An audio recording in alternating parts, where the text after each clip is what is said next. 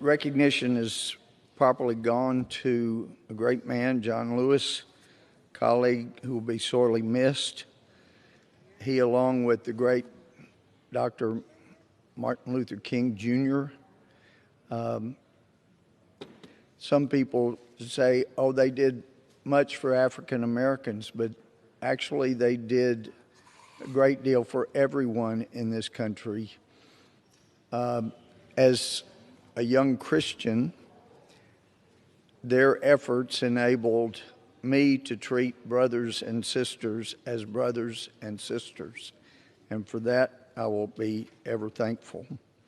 With that, I would yield back. But, Madam Speaker, pursuant to Clause A1 of Rule 9, I rise to give notice of my intent to raise a question of the privileges of the House. The form of my resolution is as follows. Under Rule... The gentleman may proceed. Okay. Raising a question of the privileges of the House, whereas on July 22nd, 2020, House Resolution 7573 was brought to the House floor for a vote with the purpose of eliminating 4 specific statues or busts from the United States Capitol, along with all others that include individuals who, quote, served as an officer or voluntarily with the Confederate States of America or the military forces or government of a state while the state was in rebellion against the United States, unquote, yet failed to address the most ever-present historical stigma of the United States Capitol.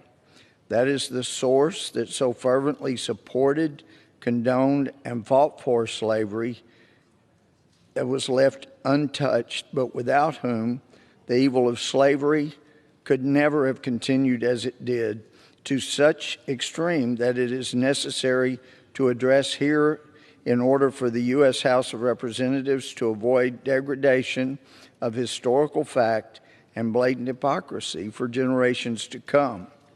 Whereas the Democratic Party platform of 1840, 1844, 1848, 1852, and 1856 states, quote, that Congress has no power under the Constitution to interfere with or control the domestic institutions of the several states, and that such states are the sole and proper judges of everything appertaining to their own affairs, not prohibited by the Constitution, that all efforts of the abolitionists or others made to induce Congress to interfere with questions of slavery are calculated to lead to the most alarming and dangerous consequences, and that all such efforts have an inevitable tendency to diminish the happiness of the people and endanger the stability and permanency of the Union, and ought not to be countenanced by any friend of our political institutions, unquote, again from the Democratic Party platform of those years.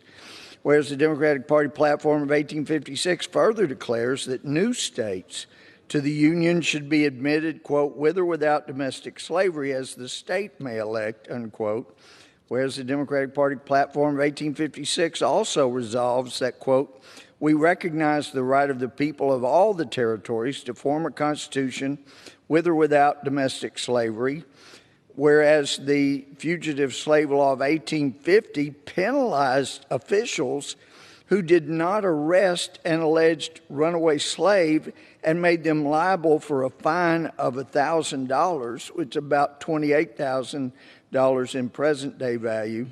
Law enforcement officials everywhere were required to arrest people suspected of being a runaway slave on as little as a claimant's sworn testimony of ownership.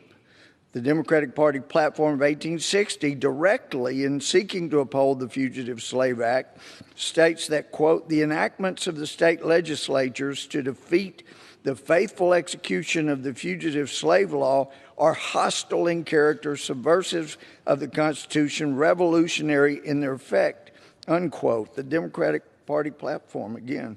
Whereas the 14th Amendment giving full citizenship to freed slaves passed in 1868 with 94% Republican support, 0% Democratic support in Congress. The 15th Amendment giving freed slaves the right to vote passed in 1870 with 100% Republican support and 0% Democratic support in Congress, whereas Democrats systematically suppressed African Americans' right to vote by the specific example in the 1902 Constitution of the state of Virginia, actually disenfranchised about 90% of the black men who still voted at the beginning of the 20th century and nearly half of the white men, so they suppressed Republican voters as well. The number of eligible African-American voters were thereby forcibly reduced from about 147,000 in 1901 to about 10,000 by 1905. That measure was supported almost exclusively by Virginia Democrats. And whereas the Virginia 1902 Constitution was engineered by Carter Glass, the future Democratic U.S. Representative, Senator, and Secretary of Treasury under Democrat President Woodrow Wilson, who proclaimed the goal of the Constitutional Convention as follows, quote, this Democrat exclaimed, quote, discrimination. Why, this is precisely what we propose. That's exactly what this convention was elected for, to discriminate to the very extremity of permissible action under the limits of the federal Constitution with a view toward elimination of every, and I won't use his word, but African-American voter who can be gotten rid of legally, unquote, which was said by a Democrat and applauded by his fellow Democrats. Whereas in 1912, Democratic President Woodrow Wilson's administration began a racial segregation policy for U.S. government employees, and by 1914, the Wilson administration Civil Service instituted the requirement a photograph be submitted with each employment application. And whereas the 1924 Democratic National Convention convened in New York City at Madison Square Garden, the convention commonly was known as the Klan Bake due to the overwhelming influence of the Ku Klux Klan in the Democratic Party.